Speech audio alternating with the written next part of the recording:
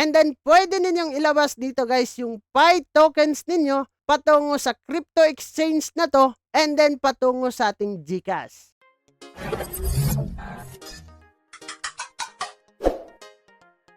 Hey, what's up mga pre and welcome back dito sa ating YouTube channel. And for today's video nga mga pre ay pag-uusapan nga natin itong napakaingay na Pi Network. Kasi mga pre, malilista na nga yung kanilang token dito in 2 days, February 20 guys. So napakagandang balita para sa mga nagmimina dito sa Pi Network kasi napakatagal na din itong projects na to. Over 6 years na nga daw to mga pre, no? Marami ang nag-aantay at marami na din ang naumay dito. Marami nga dito guys na hindi na nag-KYC. Sayang yung kanilang mga token kasi mababurn yun. So ang tanong ng karamihan dito, napakatagal nung projects nila. Magkano nga daw dito ang official price pagdating sa merkado guys? Yun yung mga tinatanong at sinisigaw dito sa ating mga viewers at sa iba pang mga social media platform pagdating dito sa token price ng Pi Network. Magbibigay lang tayo ng konting pananaw dito sa Pi Network.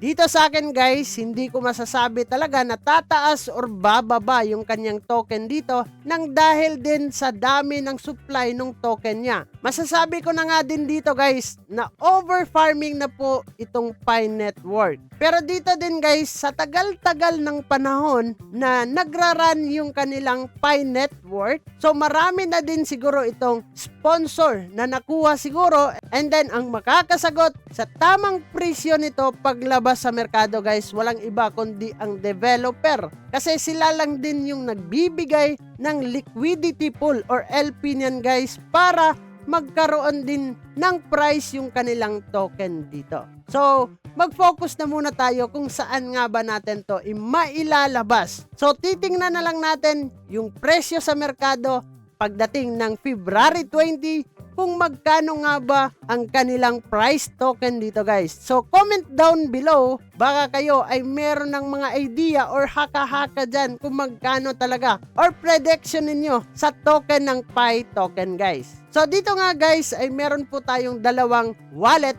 na ipapakilala sa inyo. Kung hindi pa kayo gumagamit nito guys, ay ilalagay ko yung referral link ko dyan sa description box para kayo naman ay makagawa na ng wallet na ito. And then pwede ninyong ilabas dito guys yung Pi tokens ninyo patungo sa crypto exchange na to and then patungo sa ating GCash. So first na naglabas ng statement na malilista nga itong Pi Network dito sa OKX wallet mga pre. So February 12 pa lang nagkaroon na ng announcement itong OKX na malilista nga itong Pi token sa kanilang platform. So abangan nga daw natin ito guys ng 8 AM on February 20 UTC. And the next one guys is itong BitGet. So sa BitGet guys, February 16, nagkaroon din sila dito ng announcement na malilista nga din itong Pi Network. So guys, ipapakita ko sa OKX kung paano nga ba tayo magbebenta ng P2P patungo sa GCash natin.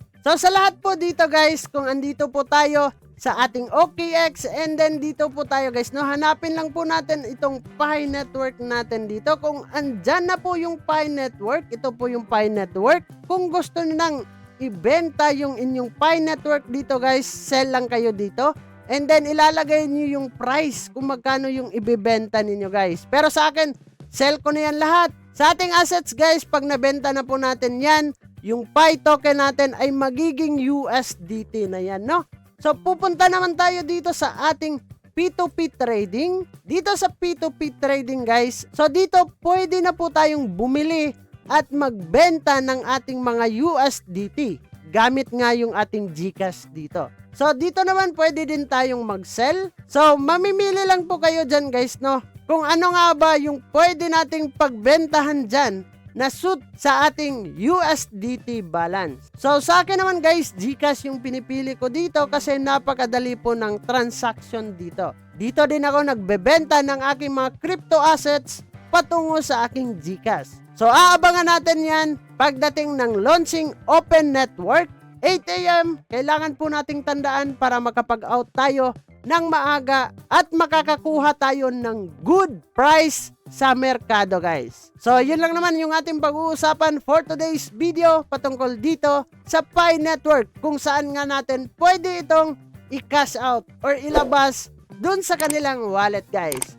So, bago natin tatapusin ang video na to, kung bago ka lang dito sa ating YouTube channel, ay huwag kalimutang mag-click subscribe and click the notification bell para ma-update at ma-aware ka sa mga panibago nating i-upload na video. So, this is me, Dong Ian TV. Mag-ingat po tayong lahat and bye-bye! Barangay, samahang masaya, ano pang hinihintay? Kung online games ang iyong gusto, dito ka sa guild ko, solid to. Sa aming community na puro makulit, mga hari na trash talk pero